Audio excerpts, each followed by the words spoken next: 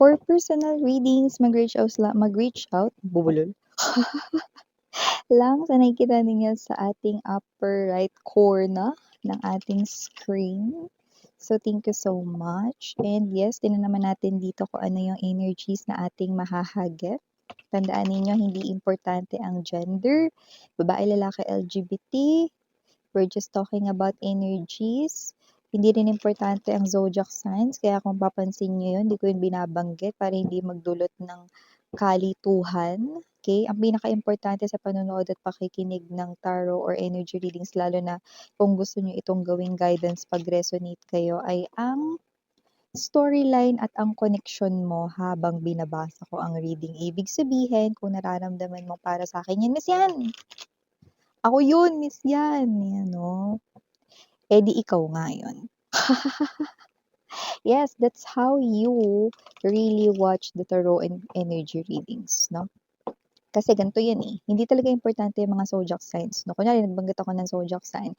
Eto mga zodiac sign, nakikita ko, wala yun sa'yo. Pero yung storyline na yun nangyari sa'yo, maguguluhan ka pa. Diba? Okay? Hindi ako nagbabanggit ng ganyan kasi ayoko maguluhan yung mga kumare ko or ang mga kumpare ko dyan. Okay?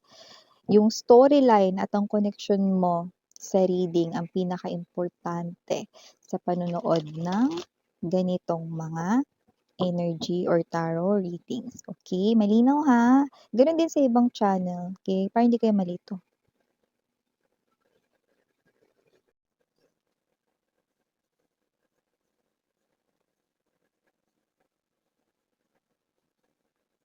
Oh,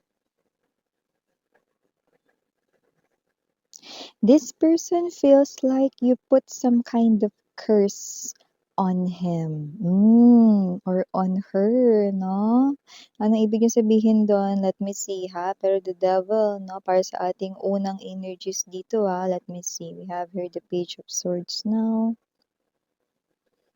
Seven of Cups. Okay. Center ng reading, Ace of Swords right beside the Six of Wands. Okay, Six of Cups. Three of Swords. Five of Cups. And the Eight of Wands. Bottom of the deck, we have the Death energy. Seven of Wands and the Strength. Okay. Okay, let me just get straight to the point.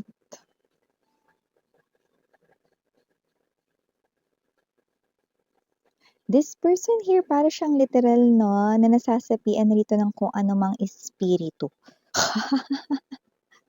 Kasi nakikita ko rito, no, na sinasabi niya rito, no, na yung like a curse na parang nilagay mo sa kanya rito, no, is kung saan-saan ka kasi niya rito nakikita. Okay, parang kahit saan siya tumingin, no, nakikita niya rito ikaw, no?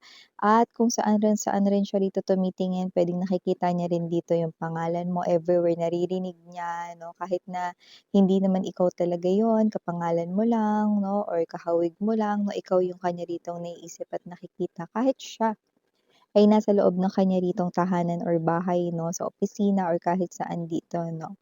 So this person here betrayed you, might stab you rito sa kanya, sa inyong back dati. Okay? So nakita ko dito that this person here, no, para siya dito, lubayan mo ko. Layuan mo ko, lumayo ka. Ayan, no. So whatever the case may be, bitchin niya. So, para na siya ritong crazy. Yung nakikita ko rito kasi nakikita ka niya rito everywhere, no? But the truth is, okay? The truth is, this person here cannot really admit, okay, sa kanyang sarili rito, no, na yung tao ritong nasaktan niya, eh gusto niya pa rin pala bumalik sa buhay niya. So, nagtapos na, matagal na ang inyong koneksyon at relasyon at yun ay dahil sa kanya ritong kagagawan. Maaaring trinador kayo ng taong ito, stab in the back, and nakita ko rito, no, na yun yung bagay rito na parang hindi niya pa pinagsisisihan ngayon, pero pagsisisihan pa lang niya. So, nakita ko rito na parang sinusubukan niya rito 'no, na 'wag kang isipin, pero nakikita ka niya everywhere, okay. So yun yung kanyang thoughts 'no, na umaandar. Alam niyo naman 'no, nonstop ang ating brain kapagka nag-iisip 'yan. So the thoughts of you, yes 'no, ay marami yung thoughts niya of you, okay. Instead yung kanyang mga ginagawa rito na daily routine or mga bagay na walang kinalaman sa'yo 'no, pero ikaw yung pinakanilalaman ng isipan niya rito. This person is an energy here of this person na malaki yung pagkakasala sa'yo pero hindi ko pa siya nakikitaan ng kahit na anong bahid ng guilt. Oh, so whoever this energy is, yan ang nangyayari ngayon sa kanya 'no. Mukhang pinakikita sa kanya dito ni universe 'no, yung, inyo ritong mga memories, yung iyo rito 'no na face, yung mukha mo sa kanyang thoughts lumilitaw, yung mga memories from the past with this, Six of Cups energy 'no, for this person here to see the truth with this Ace of Swords. So, nakikita ko rito na itong tao na 'to 'no, ay ayaw niya ritong naiisip ka niya, 'yan 'no. Matagal ko na hiniwalayan si Collective, ba't ko siya naiisip, ayoko isipin 'to, 'yan 'no. So, see, wow ha, choosy pa siya. Ayaw ka daw niya isipin pero tingnan mo nangyayari sa kanya rito, Five of Wands energy,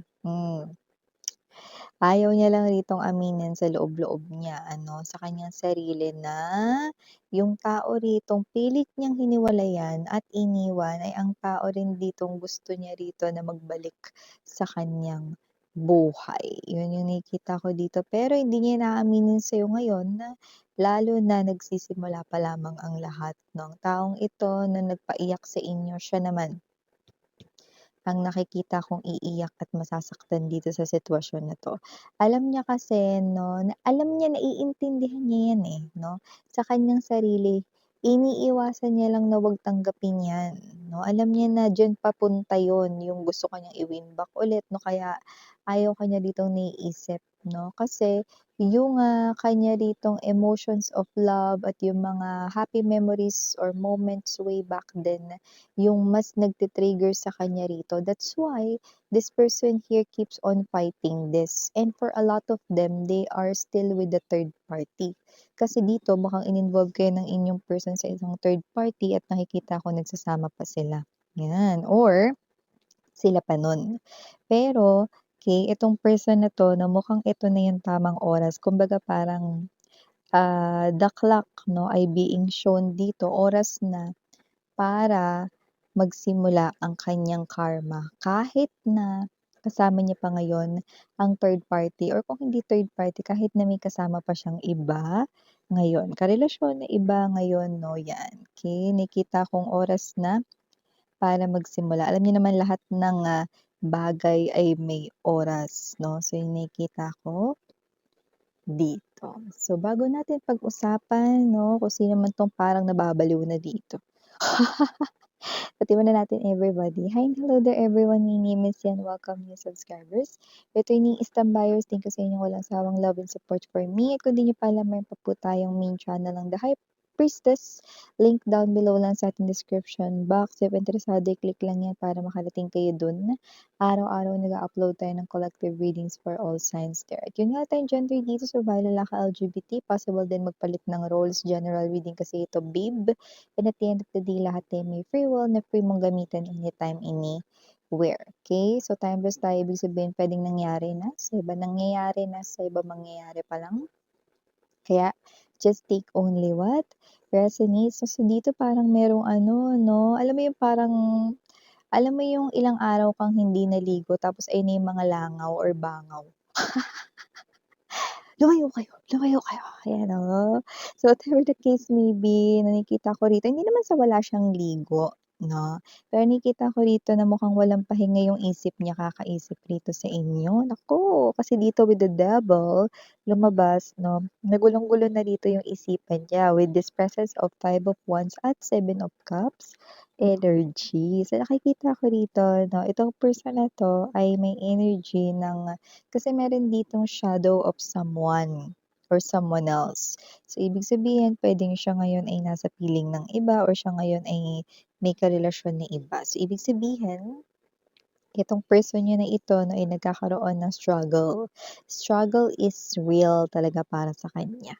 Kaya nakikita ko dito na itong person na 'to 'no, ayaw niya ditong naalala kayo 'no, kasi isa itong malaking risk. Okey, bakit kamo? Kasi parang may energy siya ngayon na nag-e-enjoy siya sa kanyang life ngayon. Aminin natin paminsan-minsan siguro nag-aaway sila ng third party, okey sila 'no, pero ayaw niya pong umalis ngayon doon sa poder ng third party kung person mo 'to pinag-uusapan natin, pero ngayon nire-resist niya 'yan, pero hindi niya rin 'yan mapaglalabanan. Susuko din siya diyan kasi nakikita ko rito na nagsisimula pa lang ang lahat, okey? Ayaw niyang iwanan yung third party kasi mas okey daw yun sa'yo, mas better daw yun sa'yo, kasi marami ditong dahilan kung bakit dapat siyang mag-stay sa third party, kaya tinatanggihan niya rito lahat ng mga naiisip niya all about you at hindi niya naiintindihan itong mga bagay na 'to 'no. Yung iba pa nga rito ang sama ng dating ng utak, kasi iniisip pa nila rito na nagpunta kayo sa ganito ganyan, kulam niyo siya or there's this some kind of spell you put on him or her 'no. So, yung mga gano'ng klase ng energy, 'di ba? Kung sino 'tong energy na 'to, hindi siya naniniwala sa mga tarot or energy readings 'no, pero tingnan mo naman niya pinaniniwalaan niya mga ganitong bagay, oho! 'Di ba? So, kung sino 'tong energy na 'to nakikita ko dito 'no, na hindi ito about the potion, walang gumawa ng ganyan sa inyo, walang, nagpakulam rito para sa kanya, para makaganti, walang gano'n 'no, kasi pinagpapasa-Diyos na lang ng mga nakararami dito sa nakuha nating energy ang taong ito. So parang bahala na si God sa tao na 'yan, miss niya 'no, pero ang sama ng isip niya, inisip niya rito 'no, na lumapit kayo sa isang marunong ng ganyan 'no, at, eto ginugulo niyo ang kanyang isipan 'no. May energy siya rito na, "Ha! Akala ni collective porket pinapakulam niya ako ngayon or kung anong tawag diyan 'no." Ang syunga pa kasi ang term niya kulam, hindi gayuma, 'di ba? So whatever the case may be, parang sinasabi niya, akala niya ba makukuha niya ako sa ganitong kulam-kulam para bumalik ako sa kanya, 'di ba ang syunga, dapat gayuma ang gamitin niyang term, hindi kulam, 'di ba? Kaya kanya naiisip ngayon 'no, dahil oras na 'no, ito yung oras ni universe, oras ni God para baguhin siya sa mga mali niya ritong magawa, nang maitama naman dito 'no, yung kanyang pathway sa buhay, yung journey niya sa kanyang life, 'di ba? Gano'n yun. Okey, sorry about that commercial mga babes, tuloy na natin yung ating pinag-uusapan dito 'no. So yun nga 'no, 'di ba, alam mo yung hindi siya naniniwala sa mga tarot or energy readings 'no, pero yung ganitong klase 'no, ng spell or whatsoever pinaniniwalaan niyo, 'di ba parang parang syunga. So nakita ko rito that you've ended yung inyong relationship 'no, medyo matagal-tagal na 'no, masugal-sugal na, with the Seven of Wands energy. Ngayon pa lang nagsisimula rito magkaroon ng sense ang lahat 'no. So dito parang nabigyan ng hustisya ang kada patak ng luhang iniluha mo para sa taong ito. So with the Seven of Wands energy nakikita ko rito na ito na yung simula ng lahat na nagsisimula ka niyang makita rito sa kanyang isipan. Pangalan mo naririnig niya, pati sa kanya ritong pagba-browse sa cellphone maaaring may mga bagay na nagpapaalala sa'yo sa kanya at mukhang ito ay mas, alam mo yung mas, nagpapapansin 'no, mas madalas niyang nakikita, naririnig, mga gano'n 'no. So kung sino man 'tong energy na ito 'no, with the Strength card, this person, needs a lot of alam niya kasi ganito, 'no, diretsuhin ko kayo rito mare, or pare. May kasama siya ngayong iba, 'di ba? Alam niyang mas better ka dun sa ugali, 'no, alam niyang mas nakakalamang ka dun sa tao na yun. Pero may napapakinabangan siya dun sa tao na yun, okey? Hindi ko nakikita na mas minahal niya yun kaysa sa kung paano ka niya minahal. Sabihin na natin sige naligaw siya ng landas ngayon 'no, tapos mahal niya rin yun, o sige. Pero alam niya sa sarili niya ikaw talaga yung gusto niya. Ngayon meron lang siyang bagay na hindi mabitiwan dun, ewan ko. Puwedeng bisyo kasi yun na ayaw niya ritong, tigilan or puwede rin kasi na meron siyang napapala dun na tuloy-tuloy. Okay? So, may gano'ng klase ng energy. Parang may energy kasi na hinahayaan siya nung third party na yun 'no, na gawin itong bagay na 'to kahit mali. So, parang toleration 'no, nato-tolerate siya sa gano'ng klase. Puwedeng related sa money, related here 'no sa ibang bagay, mga gano'ng klase ng energy 'no. Unlike sa'yo, alam niyang mas better ka dun. Kaso may mga bagay rito na para kasing dahil mahal mo siya, may mga bagay na parang sinisita ka at sinasabi 'no, na gusto mo dito maitama niya yun, nang sa gano'n mapabuti siya, 'yan. Ayaw niya ng gano'n. Ayaw niya na dinidiktahan siya, na iba naman sa inyo hindi niyo naman siya dinidiktahan 'no, pero ayaw niya na pinagsasabihan siya, oo, 'di ba? Kakaloka siya, pero gano'n yung na-pick up ko sa kanya 'no. So nakikita ko rito good luck talaga sa kanya, paglabanan niya talaga ito ng maigi. Kasi nakikita ko rito that this person here might lose this battle 'no, sa kanyang sarili with the strength card energy. So initials, we have here capital letter F, capital letter D, capital letter M, capital letter B as in boy, capital letter U, capital letter A, and capital letter C. For small letters, we have N, B as in boy ha, S, P, O, R, T, and last but not the least, G. So yeah, these are all the messages I've got right here for you, sweethearts. Again, I'm Rihanna Ani for the girls, Rihanna Duna for the boys, Sarang Hail, Love, and Light. Annyeong.